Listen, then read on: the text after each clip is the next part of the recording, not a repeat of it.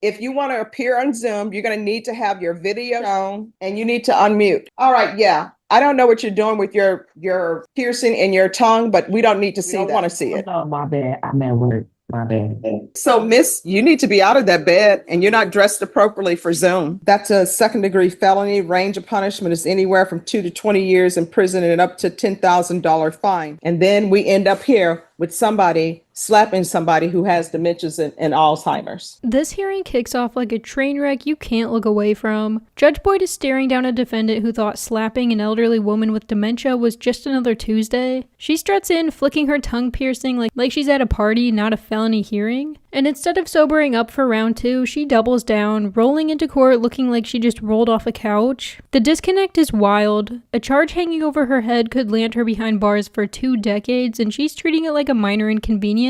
Judges don't miss that kind of arrogance. It bleeds through every second you sit in front of them. So what do you think? Should an attitude this reckless be punished as harshly as the crime itself? Let's go ahead and dive in. Miss Janisha Walton, if you want to appear on Zoom, you're going to need to have your video on and you need to unmute. All right, yeah. I don't know what you're doing with your piercing in your tongue, but we don't need to see that. Want to see it. No, my bad. I'm at work. My bad. All right, we don't do my bads here. We just don't do it. So if you want to continue to appear by Zoom, you need to appear appropriately dressed, and nobody wants to see you fiddling with your tongue piercing. All right, you're going to be back on June 2nd, and June 2nd, you can appear by Zoom, but if the court finds that you are not behaving appropriately, Zoom, that will be suspended. All right, thank you. All right, let me see. And then when it gets to be like 60, oh my gosh, it's too cold. All right, so miss, you need to be out of that bed and you're not dressed appropriately for Zoom. All right, you need to put on a jacket or something, miss. All right, miss, you need to put on a jacket or something. Oh, okay. You want me to call her and tell her? Yes. I'll text her. All right, thank you. And I just sent her a chat. Okay.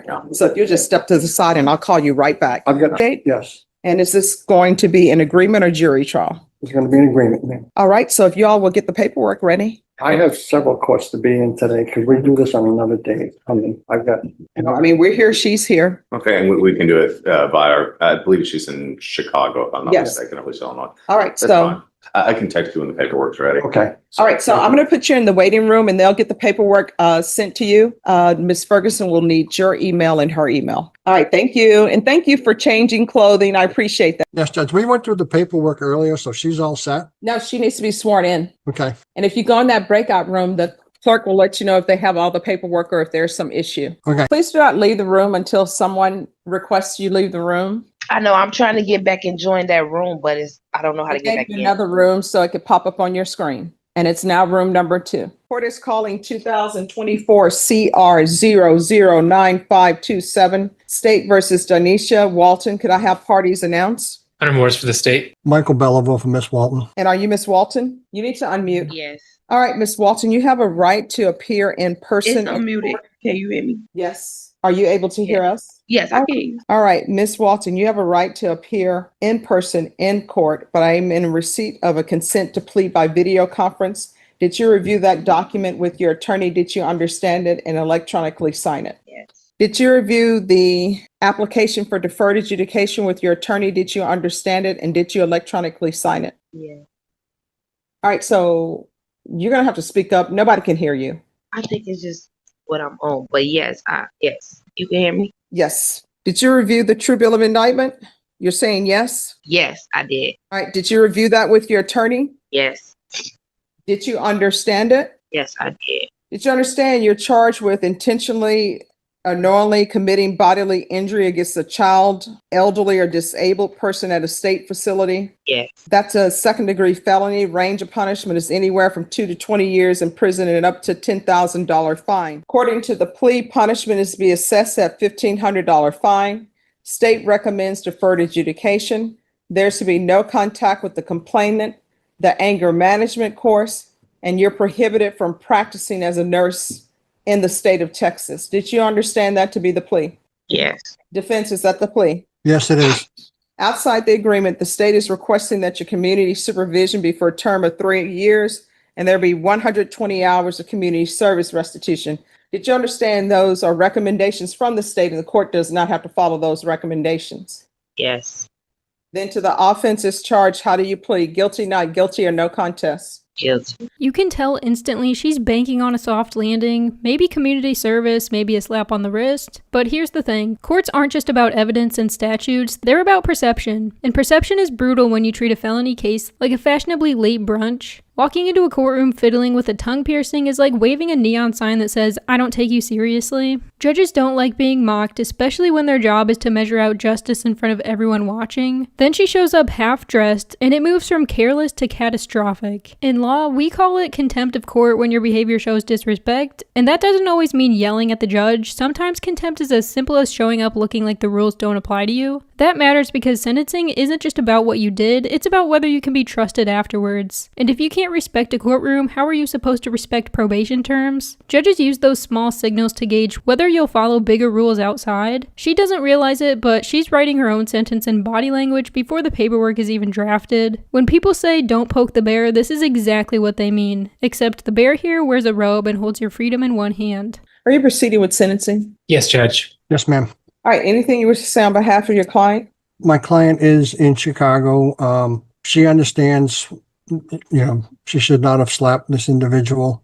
She does accept responsibility for it. She would just like to move on and be able to work and complete her probation without any problems. All right, so how much training does she have in the field? Is she a licensed nurse, or is she a person that somebody hires and says, hey, we need somebody to come in as a caregiver?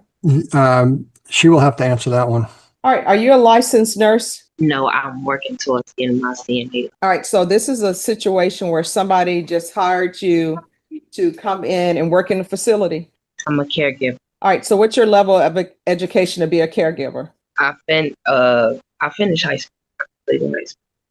All right. See, this is what I mean. Everybody's just letting everybody be a caregiver. And the problem is that being a caregiver for somebody, I think that's sort of like a calling. You have to have said, you know what, I'm going into that field, because you're dealing with people who have dementia, Alzheimer's, people who can't take care of themselves, people who need somebody to bathe them.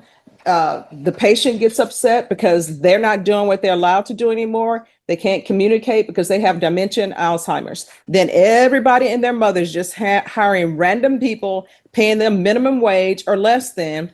And then we end up here with somebody slapping somebody who has dementias and Alzheimer's. So I know you all say she's prohibited from practicing as a nurse in the state of Texas. Okay, but she's not a nurse. She's not licensed to be a nurse. This is just somebody that somebody just hired off the street and said, hey, you have a high school diploma. You want to receive minimum wage to take care of people that nobody else maybe wants to take care of. And this is where we end up. And what was the name of this facility? Let me see. Chapters Living of San Antonio. All right. This is what the court is going to do. Does anybody want to speak to length of probation? The state is asking for 3 years. All right. Court is going to sentence you to 5 years deferred adjudication. There's a $1,500 fine. There is to be proof of employment within 30 days. There's to be no employment as a home health care provider, no employment with working with minors, no employment with working with people who are disabled.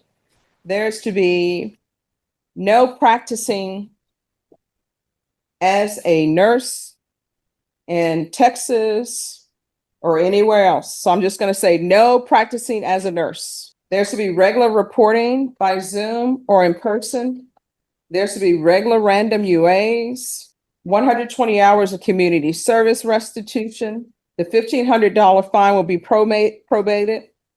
There's to be anger management.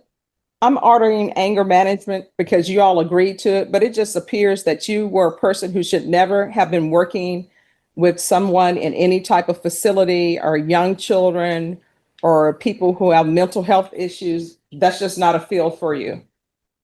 Good luck to you. Don't take any more of these positions that requires you to have patience and that requires you to be with someone who has dementia, Alzheimer's, they're elderly, they need somebody to be kind and patient with them.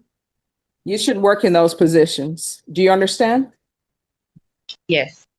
Cases like this expose a bigger crack in the system because sometimes the real danger doesn't show up until somebody's already been hurt. Elderly victims are some of the most vulnerable, and when caregivers lash out, the damage goes way beyond bruises. It shatters a trust in a system that's supposed to protect people at their weakest. And the truth is, the background checks only reveal the past, not the personality standing right in front of you. And when someone walks into court acting like basic respect is optional, it's a red flag the size of a bench. Judge Boyd was sharp here, but the bigger question lingers: do we blame the companies who hire without catching this, or do we put it squarely on the shoulders of the person who chose violence? At the end of the day, the decision to hurt someone with dementia wasn't paperwork, it was a personal choice. And showing up half-dressed to face it only proves how little accountability she's willing to take. So I'll throw it to you: should society demand stricter screening for caregivers, or is this just proof that some people simply can't be reformed? Thank you guys so much for watching. Make sure to like and subscribe. Also, check out the links below, and I'll catch you in the next one.